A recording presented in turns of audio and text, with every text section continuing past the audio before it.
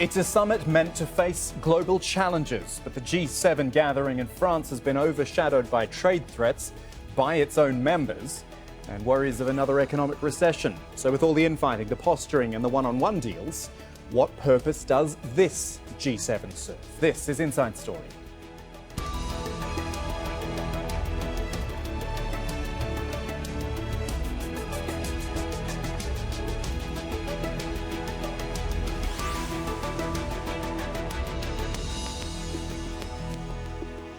Hello, I'm Kamal Santamaria. Welcome to another edition of Inside Story. If you gathered the leaders of the world's 7 biggest economies in one room and put the future of the global economy, trade wars and maybe even a looming recession on the table, do you think they'd be able to find some solutions? Well, they are trying. We have the leaders of Canada, France, Germany, Italy, Japan, the United Kingdom and the United States meeting in France, the group known as the G7. This is the 45th time it has met in one form or another. The tradition is to hold roundtable discussions led by the host. In this case, it is France's President Emmanuel Macron, and for some sort of declaration or communique to be released at the end. But perhaps in a sign of the times, Macron made a declaration before the summit that there would be no declaration, an admission of sorts, that trying to find global consensus in 2019 is difficult business. And so the focus shifts to the sideline meetings, the one-on-one discussions where leaders try to do their own deals. US President Donald Trump and UK Prime Minister Boris Johnson were one example on Sunday. Though they didn't always seem to be on the same page, especially when it came to this US trade war with China and the fears of it becoming a global problem. Have a listen. Mr. President, are your allies pressuring you to give up the trade war with China? No, not at all. I haven't heard them. I think they respect the trade war. It has to happen. China's been, I can only speak for the United States. I can't say what they've been doing to the UK and to other places, but from the standpoint of the United States, what they've done is outrageous that presidents and administrations allowed them to get away with taking hundreds of billions of dollars out every year, putting it into China. So the answer is nobody's told me that. Nobody would tell me that. Our view on the trade war, we're in favor of trade peace on the whole. Sure. In favor of trade peace with China? Well, we think that on the whole, the UK has profited massively in the last 200 years from free trade, and that's what we want to see. So we're keen to see. Well, we don't like tariffs on the whole. We don't like tariffs on the whole. So as you see, allies or not, there are a lot of differences on the table at the G7. Before we get to our discussion, let's get the thoughts of our diplomatic editor, James Bays, who is covering the summit for Al Jazeera in Biarritz, France. A year ago, the G7 meeting in Canada ended in acrimony, particularly over climate change, with the US not prepared to sign up to the wording of the communique on that particular issue. In many ways, 1 year on, there are even more disagreements between the 7 nations that make up this grouping that are here now in Biarritz. There are disagreements on global trade, and that is worrying all the leaders here because of the problems of the global economy, because of the falling stock market. Worries about that trade war between the US and China, worries about other trade wars, for example, even between the host nation here, France, and the US, with the French digital services tax, which targets big US tech companies, and President Trump's threats to retaliate and possibly tax very highly French wine imports into the US. There are other issues, the issue of climate change yet again, and that's high up the agenda because of those fires in the Amazon, and some of the other security issues in the world, in particular the crisis in Iran and the very different approach that you have to Iran from the United States, that takes a very muscular, tough approach with Iran and has pulled out of the Iran nuclear deal, and the European nations that are still trying to keep that Iran nuclear deal alive. What's different this time around, though, is that the French, chairing this meeting, have decided not to have a final communique, not to try and get all of the leaders here to sign up to one agreement. So I think you can pretty well likely have a situation where 7 leaders with differences arrive here, don't even try to reach an agreement, and continue at the end of the meeting to go away with their different positions. This is going to be a meeting with plenty of discussion, but I don't think any action or decisions.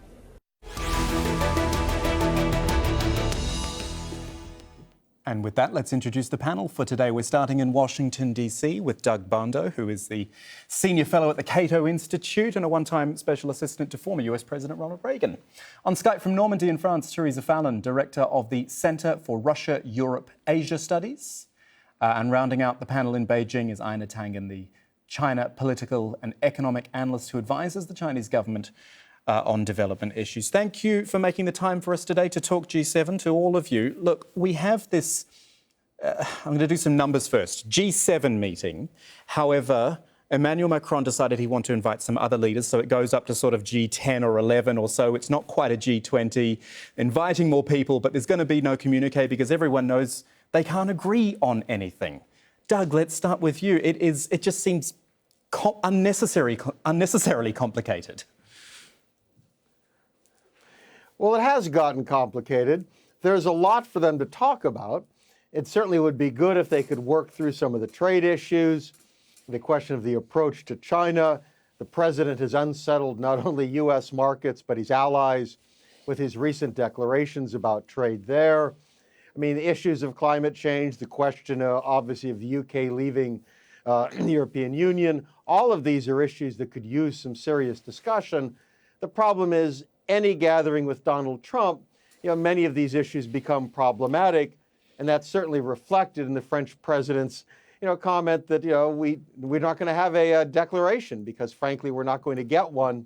No one wants a repeat of last year, of that kind of infamous photo and President Trump leaving early, refusing to sign the declaration. Yeah, why don't you remind us quickly, for those of us with shorter memories, what happened at the G7 in Canada? Well, the president disagreed very sharply over the climate change, didn't want to discuss that issue, left early, refused to sign the declaration.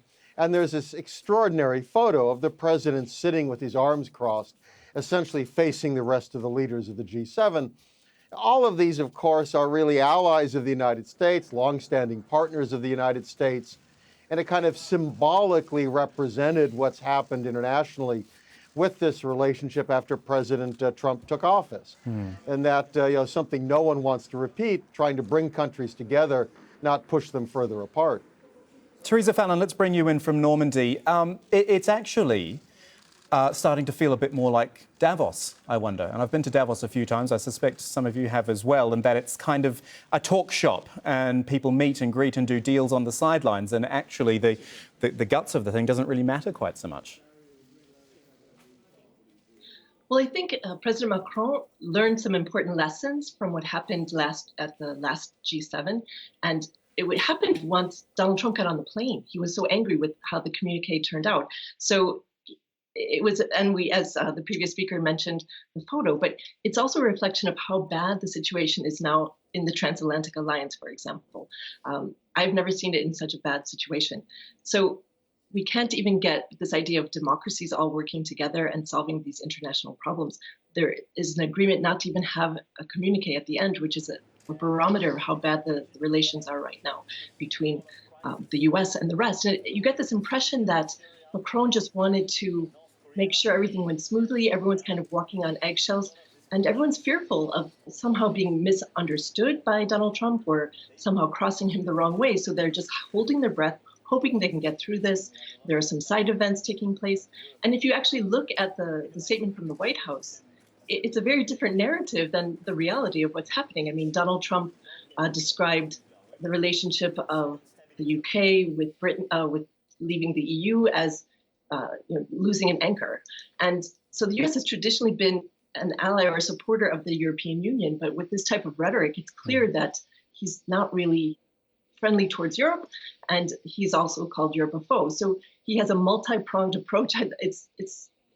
He's kind of having this tariff approach, not just against China, but also against traditional allies. Many historians might look back on this period and wonder why, when he was given such a good hand to play, he played it so poorly. Because throughout Europe and the US, Japan, everyone kind of felt their eyes had opened up to China's unfair trade practices. In Germany, for example, the BDI, the German Federation of Industry, had published a report. So Germany, all these major countries were on the same page as the US in regard to China. It might have been far more effective if the US could have used all these allies and worked together to try to put pressure on China. Instead, he kind of alienated even the closest traditional US allies. So that hasn't worked out well for the US. No, it hasn't. Goodness. Ina Tangen, let's bring you in because Teresa has started to talk about the trade war with China, and this has, rightly or wrongly, overshadowed everything, not just at the G7. I think the whole news agenda across the world has been taken over by this. I wonder, the Chinese deciding to put more tariffs on the US and then the retaliation, is it maybe all been timed for the G7? Because it seemed like the foot had been taken off the tariffs for a little while. G7 comes along and suddenly it's all we're talking about again. Well, yes, I think it was clearly a planned move. Obviously, China had signaled that it was going to retaliate against Trump's thing, despite the fact that he said that he was going to give a Christmas reprieve. And I think they anticipated that he would react badly. Now, he was going into a meeting, the G7, which he was not happy about. He openly griped about it. He did his usual, insulting almost all of the leaders prior to showing up at the G7, and then proceeded to kind of dominate things by claiming, after he's isolated himself, that somehow he's being isolated by everybody else. So it's a very difficult situation. China anticipated that. I think they deliberately released their tariff news just before things. I think in the past, Donald Trump thought that he could push the buttons of China, and I think he's finding that China is pushing back. Now, what's new about this is that, you know, he after all of this kind of turmoil, everybody in essence, in unison, turning against him, he said, oh, well, I have second thoughts. I always have second thoughts. And people thought that perhaps he was signaling that he had gone the wrong direction. But at this point, he's reversed that again. And he said, oh, I should have put them up higher. So this is classic Donald Trump. He can't say sorry. He has to figure out some way of doubling down. The thing is, and I'll stay with you just for now, Ina, what is happening between China and the United States affects the whole world. It will have a knock-on effect, and you would think at something like a G7 meeting that the 7 biggest economies in the world would be able to start working together and think, well, we need to mitigate these effects. There are concerns of a recession, even if the US president says it's not going to happen. Surely that is something where there can be some consensus and cooperation. Absolutely, but it would take Donald Trump to admit that the U.S. economy is in trouble, that the rest of the world is under threat, and he's not willing to do that. On one hand, he's saying that he's demanding that the Fed lower rates in order to increase the economic activity. He's threatened to lower the dollar, and then he stands up and said, nothing to worry about, everything's going great, economy is strongest as ever under Donald Trump. So he has this duality. He's painted himself, in essence, into a corner where he cannot admit that this much vaunted economy that he gave the sugar high to with these tax cuts is actually a paper tiger that is fast fading away. I'm going to go on a slight tangent here, but I'm going to do this with Doug, particularly seeing as you're in the United States. This talk of recession, if there is a recession in the US, it will affect the rest of the world. We know that. But internally at the moment, it seems to be this argument with the chairman of the Federal Reserve in the United States, Jay Powell. In fact, if I remember rightly, Donald Trump even tweeted, who's the bigger enemy? Is it Jay Powell or is it Chairman Xi Jinping? Well, among other things, Trump, of course, is a real estate developer. So he's always wanted low interest rates. So this really goes back to his business. I mean, if you're a real estate developer, you want them as low as possible. Obviously, as has been said, he doesn't accept blame for anything. You know, economists figure in the next year or two, the U.S. is likely to hit into a recession. The president certainly doesn't want that before November of next year when he's up for re-election. And the Fed, I mean, to talk about a sugar high, monetary policy can give that.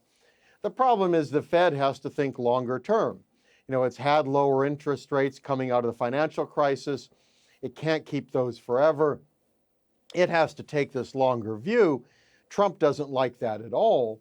And from his standpoint and his supporters, he always wants an enemy. He wants to play off of somebody.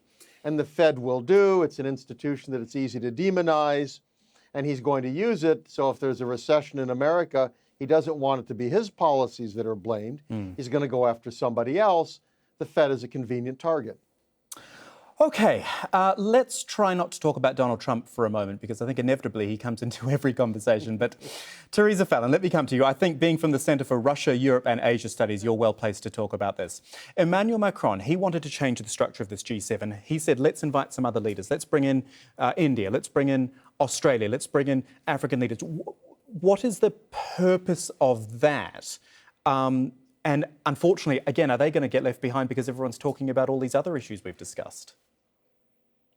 Well, I think that was Macron's way of kind of giving a positive spin to the fact that there will be no communique at the end. And this idea, almost a year ago, this idea of the alliance of democracies, we haven't really seen much of that happen. We also have the larger strategic picture, Indo-Pacific, what's happening with that. Donald Trump and Macron have talked about bringing Russia back, but there's been a great deal of resistance to that because nothing has really changed. Why would you sanction Russia and then have them come back to the folds? They're still in Crimea. So I don't think that's kind of a non-starter. Everyone has been concerned about that. So then the next G7 you've got happening actually in the United States. That will be interesting again, isn't it? Because if Macron as the host of this one has set the agenda, it would be Donald Trump who would set this next agenda, presumably, and the whole issue of Russia comes back into it again. Yes, and it'll be an election year for Donald Trump. I think he'll want to show some victories. He'll be able to set the agenda, so he'll feel far more at home and not worried about gotcha questions and things like that. But I think he'll lose Europe on this. They've been steady on sanctions. They've really held onto them. But the idea of bringing Russia back without any sort of, they've violated these international rules and norms, and then to reward them by bringing them back into the G8 seems really reprehensible to many. So there are other areas where they can work with Russia, but not at the G7. That's how I think many European leaders see it. And Donald Tusk was very clear about that in his opening remarks the day before the summit took place. Ina, let's bring you back in. I mean, this is going more broad brush than just China here, but, well, China is an ally of Russia, certainly in places like the Security Council. Doesn't it just show us again that no matter where the summit happens or how it happens, it's about all these one-on-one alliances, I hate using this word, but bilateral stuff, which actually decides it? Absolutely. I mean, things have descended. I mean, this is what Donald Trump wanted. He does not like multilateral institutions where he has to deal with a consensus and overcome that. He likes bilateral, where the U.S. can use its military, economic, and political might to get the best deal. But I want to react to something that Teresa said. She said, Russia has violated all of these conventions and rules and things like this. But I mean, if by that standard, the U.S. would be in a real pickle, because I think Donald Trump, I think everyone would agree, has violated pretty much all of the rules and conventions going forward. And the U.S. has in the past, especially with a number of these wars and actions, withdrawing from the International Human Rights Council, denying access, denying the jurisdiction of the ICC, etc., shown that it is in fact an outlier. So it would be a little bit odd, hypocritical to be calling other countries that. Now, I'm not defending what Russia has done. I think it needs to be censured, but you have to, those who are doing it need to be in the clear about their own actions. Teresa, do you want to answer to that before I go back to Doug? Sure. Donald Trump seems to have broken every taboo before the election, and after the election, he is breaking many other international norms and rules. Xi Jinping got a standing ovation at Davos because everyone was fearful of what Donald Trump actions would take. Protectionism, this tariff war, all these other issues. So I agree, but still, the situation of the international law following rules, this idea of whataboutism, well, what about this, what about that? I think that we have a situation now that sovereignty issues, even People's Republic of China did not recognize what Russia did, and they're considered kind of frenemies or friends with benefits right now. So sovereignty issues are very key to the international. So if we just start looking the other way, when other countries take bits and pieces of other countries, I think this sends a very dangerous message throughout the entire international system. It's like pulling on a thread on a piece of fabric. The whole thing will start to unravel. And I don't think Donald Trump is helping the international system right now. I think he's very much causing a lot of distress and danger. But I don't think that is a reason to allow Russia into the G7. Okay. Folks, we're starting to run down the clock, so I just want to get a final thought from you. And I'm going to go back to the numbers that I started with. In fact, if you go back to 2008, you remember the G20 meeting in the middle of the global financial crisis, and it was sort of decided then, right, G20 is going to be the premier world body for decision-making on cooperation and economics and recessions and all these sorts of things. And yet here we are, still discussing a G7 with a few extras. The so-called elite countries are the ones who are here supposedly making all the decisions. Doug, shouldn't we really be worried more about what the G20 has to say, something that is actually more representative, or actually does that just splinter it even more and you get even less chance of an agreement? Well, I think that's the challenge, is the more countries you involve, the harder it is to get agreement. I think there's a good argument for getting together democratic allies, industrialized countries that generally share values, that generally share military security interests, that have a long history together, and that's what these countries do. And getting together and talking about issues. I mean, what is the proper response to China? I mean, this is clearly an issue that matters to the Europeans as well as America. The president's trade war is not, in my view, going well. What would be a better response? I think Teresa was right. You want to use the Europeans, work with them, Japan, as opposed to push them away. So the G7 has an opportunity. You know, what is the U.S. relationship with Europe and the UK? These are important issues, and America should be supportive of both. So I think that the G7 could be very useful in this regard, more useful than the G20 simply because you get a certain intimacy of decision-making. The G20 is useful as well. I think it's a different function. Teresa, G7, G20, G1+1s, what's the best way? It's true. The more cooks, the difficult to make the broth. The idea of the G7, I think, to work with allies, even if you look at the U.S., the White House statement, it sounds like Donald Trump wants to work with all his allies and promote all this great economic issues. If this is a turning point, that would be absolutely amazing. Is this rhetoric, more hyperbole? It remains to be seen. But I think that Europe feels under attack. We see right today, Japan and Korea, two very important U.S. allies in the Asia-Pacific. Japan is a member of the G7. They're having a falling out. So the alliance structures are really crumbling. And I think if the G7 can't even come up with a statement, it's a really poor barometer of the international system right now. Ina, we'll leave the final word to you, not just on which G body is the right thing, but also your just thoughts on the next 6 to 12 months with China and the US. The next 6 to 12 months will probably not bring about a deal simply because Donald Trump is unpredictable and unreliable. I noticed my two fellow colleagues didn't mention the obvious statement that there can be no consensus where Donald Trump is involved. He is not a consensus person. He has not reached a consensus with anybody on anything since he started his presidency. So let us not gloss it over. This is just simply somebody who has isolated himself. And that is why, quite frankly, there will be probably no trade deal prior to it, because it doesn't make sense to make a deal with somebody who you do not think will carry it through. And this is something that both Mexico and Canada are experiencing as we speak.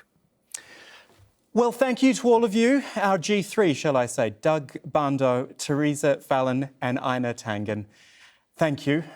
And me as well, that's G4. Thank you for watching. There is always more for you online. Inside Story is in the shows section at aljazeera.com if you want to see this episode or any of our others again. We're also at facebook.com/AJ Inside Story for more discussion. We're on Twitter at AJ Inside Story, and I'm at Kamal AJE if you want to get in touch with me directly. Thanks for joining us, and we'll see you again soon.